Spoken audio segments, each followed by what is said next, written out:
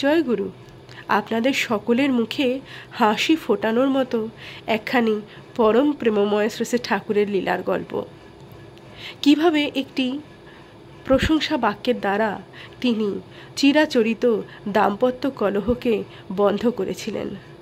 আসুন শুনে নি সেই গল্পটি, তাও আবার পরম পূজ্যপাদ শ্রী শ্রী আচার্যদেবের মুখ থেকে। আশা রাখছি ভালো লাগবে এবং মুখে হাসি ফুটবে। জয়গুরু। ঠাকুরের চুল দাড়ি কাটতেন বিশ্বম্বরদা, বিশ্বম্বর নাপিত বলে আশ্রমে সবাই যায়, বিশ্বম্বর, ঠিক আছে। তার এবং তার স্ত্রী সবসময় ঝামেলা, রোজ ঝগড়া। তার সেলুনটা ছিল ওই যে মনমোহনীধাম ঢুকতে গেলে যে পাশের যে ডান পাশের যে ঘরটা, সেখানেই তার সেলুন ছিল।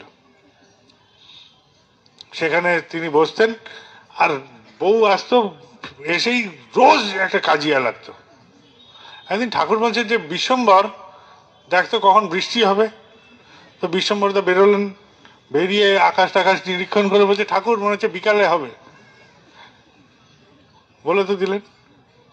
আর বিকেলেই পরম দয়াল ইচ্ছা করলেন যে বিশ্বম্বর বলে দিয়েছে, বৃষ্টি পর, বৃষ্টিও পড়ে গেল। তারপরে ঠাকুর বলছেন বিশ্বম্বর একদম বিজ্ঞানী হয়ে গেছে, ও আকাশ টাকাশ দেখে বললো বিকেলে বৃষ্টি হবে, আর বিকেলেই বৃষ্টি হয়ে গেল। তো বিশ্বম্বরদা খুব বুক চড়া হয়ে গেছে, আরে পরম দয়াল বলে দিয়েছেন আমি বিজ্ঞানী। এবার যথারীতি তিনি বসে চুল দাড়ি কাটছেন তার সেলুনে। বউ এসছে রোজকার মতন ঝগড়া করতে, বিশ্বম্বরদা আর উত্তর দেন না। তো একজন জিজ্ঞেস করছে, কি বিশ্বম্বরদা, উনি যে এত বলছেন আপনি তো আজকে দেখি নিশ্চুপ।